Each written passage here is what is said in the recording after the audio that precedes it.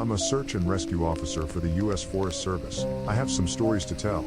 The first happened on a case that I went out on right after I got out of training, and was still pretty new to everything. Before I took this job, I was a volunteer, so I had a basic idea of what to expect, but on those calls you're mostly dealing with finding lost people after vets have found signs of them. As an SAR officer, you go out for all kinds of cases, from animal bites to heart attacks. This case got called in early in the morning, from a young couple who were up on one of the trails that goes by the lake. The husband was completely hysterical, and we couldn't really figure out what was going on. We could hear the woman screaming in the background, and he was begging us to come up there right away. When we get there, we see him holding his wife, and she's got something in her arms.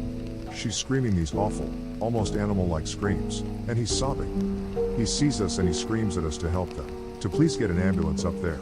Now obviously we can't just drive an ambulance up the walking path, so we ask him if his wife needs help, or if she can walk on her own. He's still hysterical, but he manages to tell us that it's not his wife that needs help. I go over while one of the vets tries to calm him down, and I ask the wife what's going on. She's rocking, holding something, and just shrieking, over and over. I crouch down and see that whatever she's holding, it's covering her with blood. That's when I notice the sling on her front and my heart sinks. I ask her to tell me what's going on, and I sort of pry her arms gently open so I can see what she's holding. It's her baby, obviously dead. His head is caved in on one side, and he's covered in scratches. Now, I've seen dead bodies before, but something about this whole situation hits me hard. I have to take a second to compose myself, and I get up and go get one of the other vets, who's standing by. I tell him that it's a dead kid, and he sort of pats my shoulder and tells me he'll deal with it. It took us over an hour to get this woman to let us see her kid. Every time we try to take him from her, she flips out and tells us we can't have him, that he'll be okay if we just leave her alone and let her help him. But eventually, one of the vets manages to calm her down, and she gives us the body. We took it back to the med area, but when the EMTs showed up, they told us that there was never any hope of saving the kid. He died instantly from the trauma to his head. I was good buddies with one of the nurses who met them at the hospital, and she told me later what had happened. Turns out the couple had been walking with the baby in the sling, and they stopped because the kid was fussing. The dad takes the kid and is holding him, looking out over this little gully by the path. The mom comes to stand next to him, but she ends up stepping on a loose patch of soil, and she trips. She falls into the dad, who drops the kid, who ends up falling about 20 feet down this little gully onto the rocks at the bottom. The dad climbed down and recovered the kid, but he'd fallen right on his head, and was dead by the time he got there. The baby was only about 15 months old. It was a total freak accident, a series of events that coalesced into the worst possible outcome. Probably one of the more awful calls I've been on. I haven't seen a lot of animal bites in my time as an SAR officer, mostly because there aren't that many animals that come around the area. While there are bears in the area, they tend to stay pretty far away from people, and sightings are highly unusual. Most of the animals you'll see are small ones, like coyotes, raccoons, or skunks. What we do see frequently, though, are moose. And let me tell you, moose are nasty fuckers. They'll chase after anything for any reason, and God help you if you get in between a female and its baby. One of the more amusing calls was of a guy who'd gotten chased down by an absolutely massive male moose, and was stuck up a tree. Took us almost an hour to get him down, and when he was finally on solid ground again, he looks at me and says, "God damn. Them fuckers is big up close." I guess that's not really a scary story, but we still laugh about that one. I honestly don't know how I'd forgotten this story, but it is, by far, the scariest thing that's happened to me. I guess maybe I've tried so long to forget about it that it just didn't come to mind right away. As someone who spends literally all of their time in the woods, you don't ever want to let yourself get scared of being alone, or out in the middle of nowhere.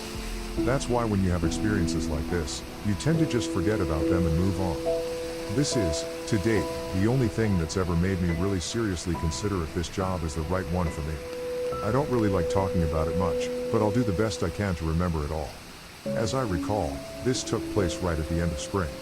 It was a typical lost child call. A 4-year-old girl had wandered away from her family's campsite, and had been missing for about 2 hours. Her parents were completely despondent, and told us what most parents do: "My kid would never wander away. She's so good about staying close. She's never done anything like this before." We assured the parents that we'll do everything we can to find her, and we spread out in a standard search formation. I was partnered with one of my good buddies, and we were sort of casually holding conversation while we hiked. I know it sounds callous, but you do sort of become desensitized when you've done this long enough. It becomes the norm, and I think to a certain extent you have to learn to desensitize yourself in order to work this job. We search for a good 2 hours, going well beyond where we think she'd be, and we come out of a small valley when something makes us both stop in unison. We freeze and look at each other, and there's almost a sensation like a plane depressurizing. My ears pop, and I have this odd sensation of having dropped about 10 feet. I start to ask my buddy if he felt that, but before I can, we hear the loudest sound I've ever heard in my life. It's almost like a freight train passing directly by us, but it's coming from every direction at once, including above and below us. He screams something to me, but I can't hear him over this deafening roar. Understandably freaked out, we look all around us, trying to find the source of the sound, but neither of us sees anything. Of course, my first thought is a landslide, but we're not near any cliffs, and even if we were, it would have hit us by now. The sound goes on, and we're trying to yell to each other, but even standing close together we can't hear anything but this sound. Then, as suddenly as it starts, it stops, like someone threw a switch and cut it off. We stand there for a second, perfectly still, and slowly the normal sounds of the woods come back. He asks me what the fuck just happened, but I just kind of shrug, and we stand there looking at each other for a minute. I get on the radio and ask if anyone else just heard the end of the fucking world, but no one else hears it, even though we're all within shouting distance of each other. My buddy and I just sort of shrug it off and keep going. About an hour later, we all check up on the radios, and no one's found the little girl. Most of the time, we won't search when it gets dark, but because we don't have any kind of lead on her, a few of us decide to keep going, including me and my buddy. We keep close together, and we're calling out for her every couple of minutes. At this point, I'm hoping beyond hope that we find her, because while I may not like kids, the idea of them being out all alone in the dark is awful. The woods can be intimidating to kids in the daylight. At night, well, it's a whole different beast. But we're not seeing any signs of her, or getting any responses, and around midnight, we decide to turn around and head back to the rendezvous point. We're about halfway back when my buddy stops and shines his light to the right of us, into a really thick deadfall, or group of dead trees. I ask him if he's heard a response, but he just tells me to be quiet a second and listen. I do, and in the distance, I can hear what sounds like a kid crying. We both call the girl's name and listen for any kind of response, but it's just this really faint crying. We head in the direction of this deadfall and go around it, calling her name over and over. As we get closer to the crying, I start getting this weird feeling in my gut, and I tell my buddy that something isn't right. He tells me he feels the same way, but we can't figure out what it is. We stop where we are, and call the girl's name again. And at the same time, we both figure it out. The crying is on a loop.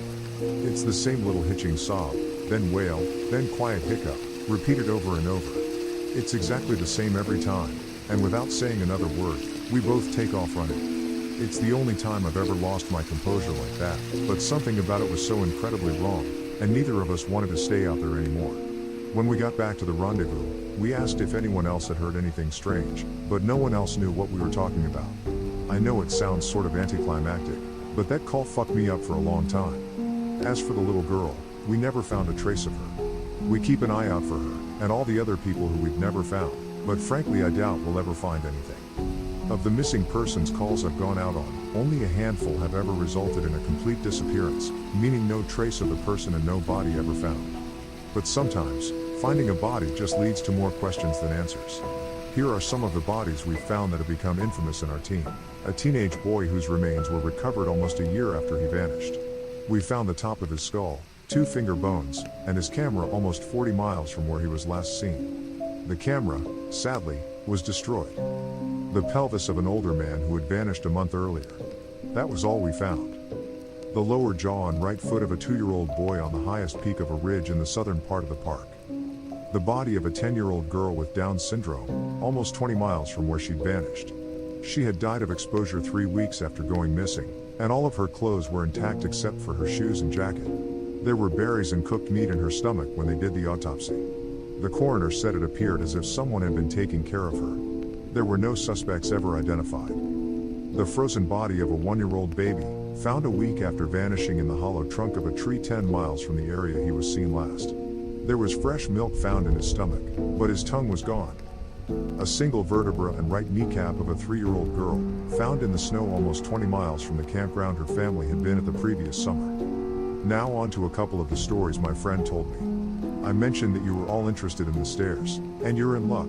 He's had a closer encounter with them. Though he doesn't have any explanation for them, he does have a bit more experience with them than I do. My buddy has been an SAR officer for about 7 years. He started when he was a junior in college, and he had a very similar experience when he first encountered the stairs. His trainer told him almost the same thing mine did, which was to never go near, touch, or ascend them. For the first year, he did just that, but apparently his curiosity got the better of him, and on one call he broke away from the line and went to go check a set of them out. He said they were about 10 miles from the path where a teenage girl had vanished, and the dogs were following a scent. He was on his own, lagging behind the main group, when he saw a set of stairs off to his left. They looked like they were from a new house, because the carpeting was pristine and white. He said that as he got closer, he didn't feel any different, or hear any weird noises. He was expecting something to happen, like bleeding from his ears or collapsing, but he got right up next to them and didn't feel anything. The only thing, he said, that was odd was that there was absolutely no debris on the steps. No dirt, leaves, dust, anything. And there didn't appear to be any signs of animal or insect activity in the immediate area, which he found strange.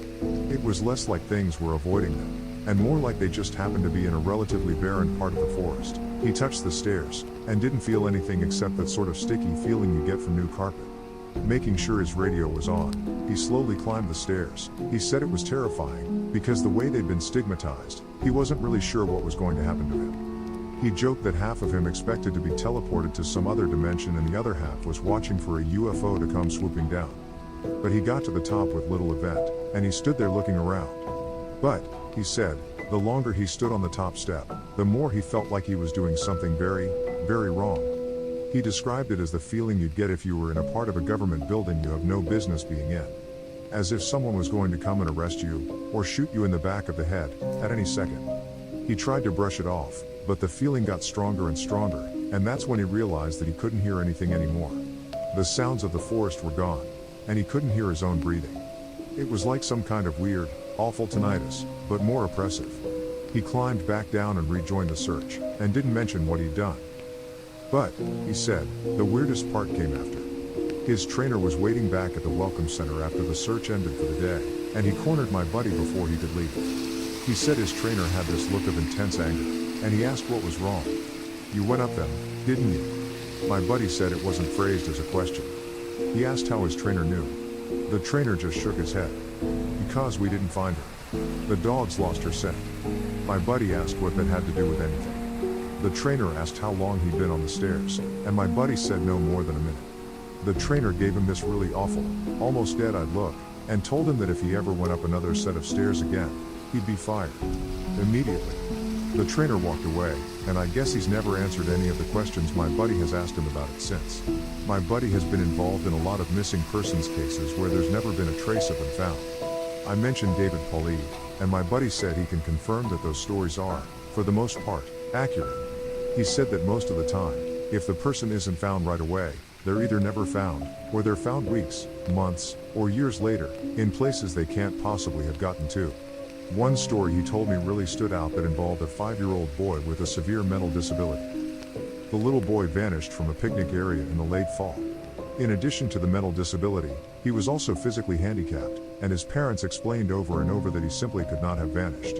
It was impossible. Someone had to have taken him. My buddy said they searched for this kid for weeks, going miles out of the accepted range, but it was like he'd never been there.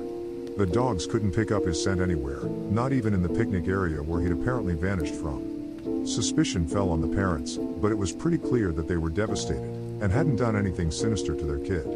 The search was concluded about a month later, and my buddy said everyone had pretty much forgotten it by later in the winter.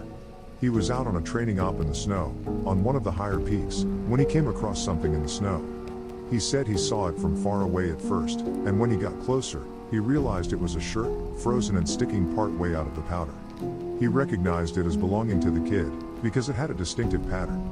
About 20 yards away, he found the kid's body, laying partially buried in the snow. My buddy said there was no way the kid had been dead for any more than a few days, even though he'd been missing for almost 3 months. The kid was curled around something, and when my buddy brushed off the snow to see what it was, he said he almost couldn't believe what he was seeing. It was a big chunk of ice that had been carved crudely to look sort of like a person.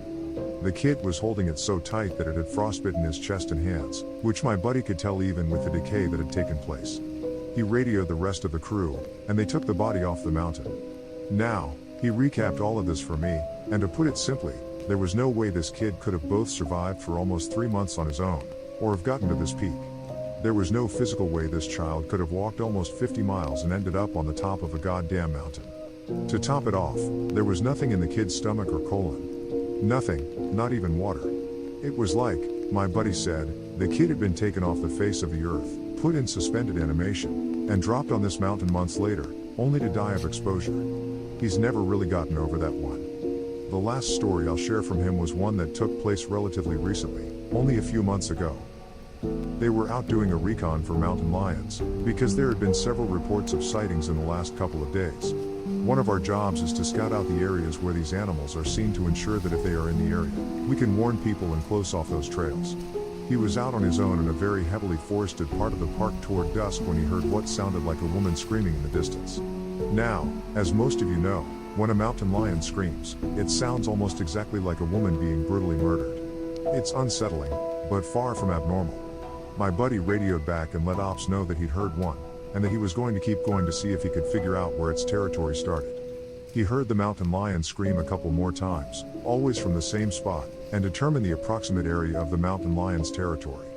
He was about to head back when he heard another scream, this time within only a few yards of him. Of course, he freaks out and starts heading back at a much faster pace, because the last thing he wants is to run into a goddamn mountain lion and get mauled to death. As he got back on the path and started heading back, the screaming followed him, and he broke into a jog. When he was about a mile from ops, the screaming stopped, and he turned around to see if it was following him. It was almost night by this point, but he said in the distance, just before the path rounded a corner, he could see what looked like a male figure. He called out to them, warning them that the paths were closed, and that he needed to come back to the welcome center. The figure just stood there, and my buddy started to walk over. When he was about 10 yards away, the figure took, as he described, an impossibly long step toward him and let out the same scream my buddy had been hearing. My buddy didn't even say anything. He just turned and sprinted back to ops, never looking behind him. By the time he got back, the screaming had moved back into the woods. He didn't mention it to anyone else, just said that there was a mountain lion in the area and that they would need to close those paths until the animal could be located and moved. I'm going to end this entry here, since it's turned into a huge wall of text. I'm going to be heading out on a yearly training op tomorrow morning, so I'll be gone until early next week. I'll be meeting with a lot of former trainers and buddies who work in other areas of the park, and I'll be asking around about any stories they'd like to share. I'm so glad you guys have been interested in my stories, and once I'm back from this op, I'll continue to share them.